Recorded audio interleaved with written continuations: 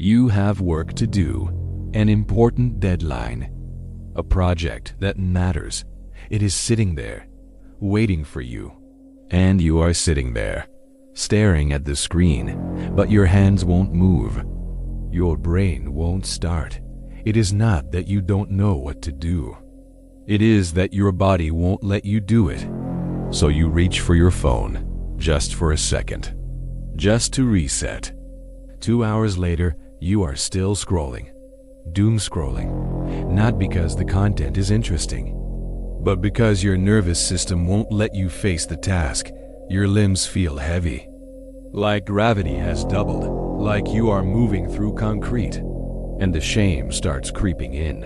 What is wrong with me? Why can't I just do it?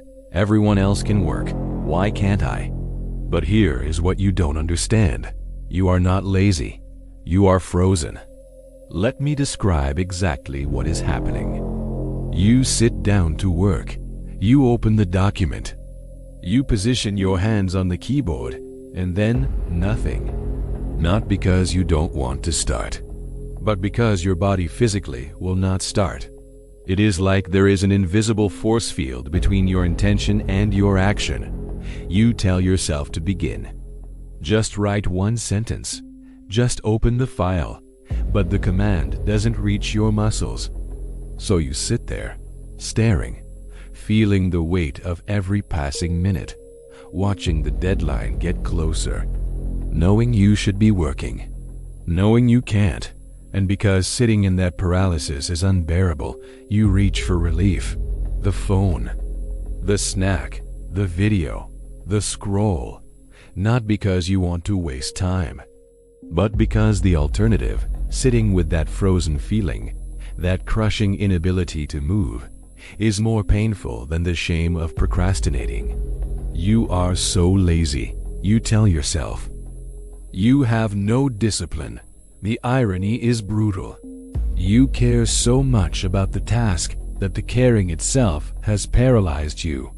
You want it to be good so badly that your nervous system has shut you down completely. This isn't indifference. This is overwhelm disguised as apathy. So you search for solutions. How to stop procrastinating. How to find motivation. The internet tells you to just start. Just push through. Just make a schedule. Just try harder. So you wait for motivation to arrive. For the magical moment when you will suddenly feel ready. When the task will feel easier. When your body will cooperate. But it never comes. Because motivation isn't the issue. Discipline isn't the issue. You aren't sitting there scrolling for 2 hours because you are lazy.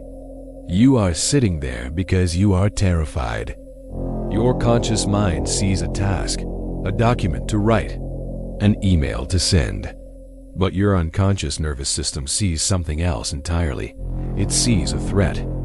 To your ancient survival system, the fear of failure, of judgment, of not being good enough, triggers the same biological response as a physical predator. Your amygdala lights up. Cortisol floods your system. Your nervous system has 3 options: fight, flight, or freeze. Fight means you get aggressive and power through. Flight means you run away. Freeze means you shut down. Play dead. Wait for the threat to pass. And when you are a high achiever, when the stakes feel impossibly high, when perfectionism has taught you that anything less than excellence is failure, your nervous system doesn't choose fight or flight. It chooses freeze. It pulls the emergency brake. It shuts down motor function. It disconnects intention from action. Not because you are weak, but because it thinks it is saving your life. This is called functional freeze. You are not collapsed on the floor. You are upright, breathing, conscious, but internally, you are in shutdown mode. In the animal kingdom, freeze is a survival strategy. When a gazelle can't outrun a lion, it goes limp, it plays dead. Because sometimes, immobility is the best defense. Your body is doing the same thing. The task feels like a predator, so your nervous system says, "Don't move." Maybe it will pass. And here is the cruel part. The people who never experience this, who just do things without overthinking, they don't care as much as you do. They aren't paralyzed because the stakes feel low to them. They will submit something mediocre without a second thought. They will send the email with typos because their self-worth isn't riding on the outcome. But you have learned that your value is measured by your output, that mistakes are catastrophic, that good enough is actually failure. So your nervous system looks at the task and calculates, if we do this wrong, we die. And when the threat feels existential, freeze is the logical response. This is why motivation doesn't work. You can't motivate yourself out of a threat response any more than you can motivate a deer to stop freezing in headlights. Your body is in survival mode, and survival mode doesn't care about deadlines. So how do you thaw? How do you move when your body won't let you? First, understand this. You cannot force your way out of freeze. Aggression makes it worse. Shame deepens it. Just do it triggers more shutdown. The task feels like a tiger because you have made it life or death. So the first step is to remove the stakes. Don't try to write the perfect first draft. Try to write a terrible one. Don't try to complete the task. Try to start it badly. Tell your nervous system, this doesn't have to be good. It just has to exist. Give yourself permission to create garbage, to send the email with mistakes, to show up imperfectly. Because your freeze response is protecting you from judgment.